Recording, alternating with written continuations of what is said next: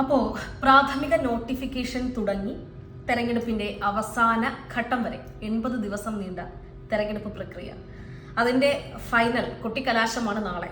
ഇനിയിപ്പോൾ ഏതാനും മണിക്കൂറുകൾക്കുള്ളിൽ രാജ്യം മുഴുവൻ ആകാംക്ഷയോടെ കാത്തിരിക്കുന്ന, ഈ രാജ്യം കണ്ടതിൽ വെച്ച് തന്നെ ഏറ്റവും നിർണായകമെന്നൊക്കെ നമ്മൾ വിലയിരുത്തിയ തെരഞ്ഞെടുപ്പിന്റെ ഫലം നാളെ പുറത്തു വരികയാണ്. രാവിലെ 8 മണിക്ക് കൗണ്ടിംഗ് ആരംഭിക്കും. 9 മണിയോടുകൂടി ആദ്യ ട്രെൻഡുകളൊക്കെ മനസ്സിലാകും. 10 മണിയോടുകൂടി നമുക്ക് അറിയാം രാജ്യം എങ്ങനെ ചിന്തിച്ചു, എന്ത് ചിന്തിച്ചു എന്നുള്ളത്. വലിയ ശുഭാപ്തി വിശ്വാസം ഒന്നുമില്ല. പക്ഷേ എന്ന് പറഞ്ഞത് കൊണ്ട് ഗോദി മീഡിയ കഴിഞ്ഞ ദിവസം പുറത്തുവിട്ട എക്സിറ്റ് പോൾ ഫലങ്ങൾ, ആ ഫലങ്ങൾ പറയുന്നത് പോലെയുള്ള ഒരു വലിയ മാർജിനൊക്കെ ഉണ്ടാകും എന്നൊന്നും തൽക്കാലം പ്രതീക്ഷിക്കാനില്ല. പക്ഷേ എന്ന് പറഞ്ഞുകൊണ്ട് ആ പ്രവചനങ്ങളെ അപ്പാടെ തള്ളിക്കളയുന്നില്ല. NDA തന്നെ അധികാരത്തിൽ വരാനുള്ള സാധ്യതകൾ, ആ സാധ്യതകൾ നിലനിൽക്കുന്നു. അത് വാസ്തവത്തിൽ അല്ലെങ്കിൽ യാഥാർത്ഥ്യത്തിൽ നിന്നുകൊണ്ട് സംസാരിക്കേണ്ട ഒന്നാണ് എന്ന് കരുതുന്നു. അത് നിലവിലൊരു രാഷ്ട്രീയ സാഹചര്യം അങ്ങനെയാണ് എന്നുള്ളത് കൊണ്ട് തന്നെ നമുക്ക് കൂടുതലായി ഏതെങ്കിലും ഒരു സാങ്കല്പിക ലോകത്ത് നിന്നുകൊണ്ട് സംസാരിക്കേണ്ടതില്ല. പക്ഷേ ഈ ഗോദി മീഡിയ പറയുന്നത് പോലെ ഒക്കെ തന്നെയാണ് കാര്യങ്ങൾ എന്ന് വിശ്വസിക്കാൻ തൽക്കാലം തരമില്ല. പക്ഷേ ഇതിൽ ഏറ്റവും രസകരമായ ഒരു കാര്യമുണ്ട്. അത് നമ്മൾ ഇതിനു മുൻപ് പലപ്പോഴും സംസാരിക്കുകയും എന്നാൽ അതിനെ പലപ്പോഴും സംഘപരിവാരം ഖണ്ഡിക്കാൻ ശ്രമിക്കുകയും ചെയ്തിട്ടുള്ള ഒരു കാര്യമുണ്ട്. ഈ രാജ്യത്തെ ജനങ്ങളെ ഏറ്റവും കൂടുതൽ ബുദ്ധിമുട്ടിക്കുന്ന വിലക്കയറ്റത്തിന്റെ ഒക്കെ തന്നെയും പ്രധാനപ്പെട്ട കാരണങ്ങളിൽ ഒന്നാണ് ഈ ഓയിൽ പ്രൈസ് ഹൈക്ക്. അതായത് നമ്മുടെ പെട്രോളിന്റെയും ഡീസലിന്റെയും ഒക്കെ വില വർദ്ധിക്കുന്ന ഒരു കഥ. ഇപ്പൊ നോക്കൂ, തെരഞ്ഞെടുപ്പിന്റെ അവസാന ഘട്ടം കഴിഞ്ഞ ദിവസം അവസാനിച്ചു. തൊട്ടു പിന്നാലെ എക്സിറ്റ് പോൾ ഫലങ്ങൾ പുറത്തു വന്നു. അതായത് വെള്ളിയാഴ്ച അവസാന ഘട്ടം അവസാനിച്ചു. തൊട്ടു പിന്നാലെ എക്സിറ്റ് പോൾ ഫലങ്ങളൊക്കെ തന്നെയും പുറത്തു വന്നു. തൊട്ടു പിന്നാലെ സംഭവിച്ചത് എന്താണെന്നറിയോ? ടോൾ നിരക്കുകൾ, അതായത് ഇപ്പോൾ നാഷണൽ ഹൈവേ അതോറിറ്റി ടോൾ നിരക്കുകളൊക്കെ തന്നെയും വർദ്ധിപ്പിച്ചുകൊണ്ട് ജൂൺ 1-ാം തീയതി രാത്രി തന്നെ സർക്കുലർ ഇറക്കി. അതായത് ഇനി മുതൽ നാഷണൽ ഹൈവേ അതോറിറ്റിയുടെ ടോൾ നിരക്ക്, അത് ഇനി ടോളിന് നിരക്ക് വർദ്ധിച്ചിരിക്കുന്നു. അത് കൂടാതെ മറ്റൊന്നുകൂടിയുണ്ട്. മിൽക്ക് ഫെഡറേഷന്റെ ഒരു തീരുമാനം കൂടി വന്നിരിക്കുന്നു. പാൽ വില ലിറ്ററിന് 2 രൂപ കൂടിയിരിക്കുന്നു. പാലായി, റോഡായി. ഇനി അടുത്തത് ഏതാണ്? ഓയിൽ പ്രൈസ് ഉണ്ട്. ഗ്യാസ്, പെട്രോൾ, ഡീസൽ ഉൾപ്പെടെയുള്ളവയുടെ വില വരാനിരിക്കുന്നതേ ഉള്ളൂ. ഇത് ആദ്യത്തെ സംഭവമൊന്നുമല്ല. കാരണം ഇതിനു മുൻപും നമ്മൾ പലപ്പോഴും കണ്ടിട്ടുള്ള ഒരു കാര്യമുണ്ട്.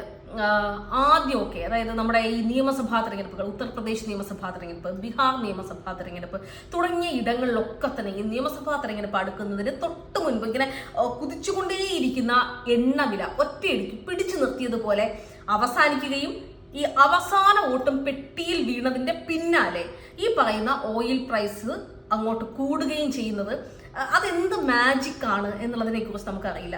കഴിഞ്ഞ ദിവസം എക്സിറ്റ് പോൾ ഫലങ്ങൾ പുറത്തു വന്നല്ലോ. ഈ എക്സിറ്റ് പോൾ ഫലങ്ങൾ ശരിക്കും ഈ എക്സിറ്റ് പോൾ ഫലങ്ങൾ ആരെയാണ് സഹായിച്ചിരിക്കുന്നത് എന്നുള്ളതിനെ കുറിച്ച് നമുക്കൊന്ന് പരിശോധിക്കണം. ഇന്ന് അത് അറിയണമെങ്കിൽ ഇന്നത്തെ നമ്മുടെ സ്റ്റോക്ക് മാർക്കറ്റ്, അതായത് നമ്മുടെ നിഫ്റ്റി ഒന്ന് പരിശോധിച്ചാൽ മതി. നിഫ്റ്റി സ്റ്റാർട്ട് ചെയ്യുമ്പോൾ, അതായത് മാർക്കറ്റ് തുറക്കുന്ന 9 മണിക്ക് തന്നെ നിഫ്റ്റിയിലുണ്ടായ ഹൈക്ക്, അതായത് നിഫ്റ്റിയിലുണ്ടായ ഉയർച്ച അത് വളരെ വലുതായിരുന്നു. മാത്രമല്ല ഈ അദാനി പോർട്ടിനും അദാനി എന്റർപ്രൈസസിന്റെയും ഒക്കെ ഷെയറുകൾക്ക് ഇന്ന് പൊന്നു വിലയാണ്. അതായത് ഇന്ന് കോടികളാണ് ഇന്ത്യയുടെ സ്റ്റോക്ക് മാർക്കറ്റിൽ മറിഞ്ഞു പോയത്. അപ്പോൾ കഴിഞ്ഞ ദിവസം ഉണ്ടായ എക്സിറ്റ് പോൾ ഫലങ്ങളുടെ ഒക്കെ തന്നെയും ഗുണഭോക്താക്കൾ ആരായിരുന്നു എന്ന് മനസ്സിലാക്കാൻ ഇന്നത്തെ ഈ മാർക്കറ്റ് ലിസ്റ്റ് ഒന്ന് എടുത്ത് നോക്കിയാൽ മാത്രം മതിയാകും. അതിന് നമ്മൾ ദൂരെ ഒന്നും പോകേണ്ടതില്ല. ഇനിയിപ്പോൾ നാളത്തേക്ക് വന്നു കഴിഞ്ഞാൽ, നാളെ നേരത്തെ പറഞ്ഞതുപോലെ തന്നെ നാളെ 10 മണിയോടുകൂടി ഈ പറഞ്ഞതുപോലെ നമുക്കറിയാം രാജ്യം ആര് ഭരിക്കാൻ പോവുകയാണ് എന്നുള്ളതിനെ കുറിച്ച് നമുക്കറിയാം. ഈ തെരഞ്ഞെടുപ്പ് എന്തുകൊണ്ടാണ് നിർണായകമാവുക എന്നുള്ളതിനെ കുറിച്ചും ഇതിനോടകം പലപ്പോഴും നമ്മൾ സംസാരിച്ചിട്ടുള്ള ഒരു കാര്യമാണ്. 2025 എന്ന് പറയുന്ന വർഷത്തിന് ഒരു പ്രത്യേകത കൂടിയുണ്ട്.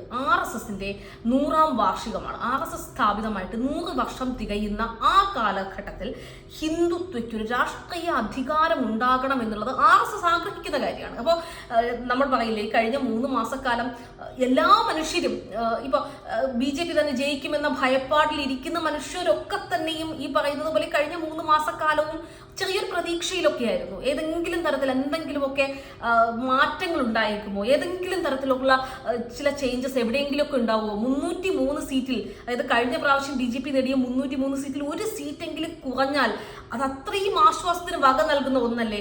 മാത്രമല്ല കഴിഞ്ഞ പ്രാവശ്യം ലക്ഷം ഭൂരിപക്ഷം നേടിയ ഇടങ്ങൾ അല്ലെങ്കിൽ മണ്ഡലങ്ങളിലൊക്കെ തന്നെയും BJPക്ക് അതങ്ങോട്ട് കുറയുന്ന സാഹചര്യം ഉണ്ടായാൽ അതൊക്കെ ഈ പ്രത്യേകിച്ച് വേറൊന്നുമല്ല, ഈ മതത്തിനതീതമായി മനുഷ്യനെ സ്നേഹിക്കുന്ന മനുഷ്യരെ സംബന്ധിച്ചിടത്തോളം ഹിന്ദുത്വ എന്ന് പറയുന്ന വർഗീയ അജണ്ട വെച്ചുകൊണ്ട് ഈ രാജ്യം മുന്നോട്ട് പോവുക എന്ന് പറഞ്ഞാൽ അത് ചിന്തിക്കാൻ കഴിയുന്ന ഒന്നല്ല. അപ്പോൾ അതുകൊണ്ട് തന്നെ മതേതരത്വത്തിൽ ഊന്നി മതേതര മനസ്സോടുകൂടി വിശ്വസിക്കുന്ന മനുഷ്യരെ ഒക്കെ തന്നെ ഈ സംബന്ധിച്ചിടത്തോളം അവരൊക്കെ കരുതിയിരുന്നു, അല്ലെങ്കിൽ ഈ കഴിഞ്ഞ 3 മാസക്കാലം എന്തെങ്കിലുമൊക്കെ അത്ഭുതങ്ങൾ സംഭവിക്കുമെന്ന് കരുതിയിരുന്നു. എന്തെങ്കിലും അത്ഭുതങ്ങൾ സംഭവിച്ചിട്ടുണ്ടോ എന്നറിയണമെങ്കിൽ നമുക്ക് ഇനി ഏതാനും മണിക്കൂറുകൾ മാത്രം, കൃത്യമായി പറഞ്ഞാൽ ഒരു 10-11 മണിക്കൂറുകൾ കൂടി കഴിഞ്ഞാൽ നമുക്ക് അറിയാം നാളത്തെ പുലരിയിൽ എന്താണ് സംഭവിക്കുക. ഈ രാജ്യത്തിൻ്റെ രാഷ്ട്രീയ ദിശ തീരുമാനിക്കപ്പെടുന്ന ദിവസമാണ് നാളെ.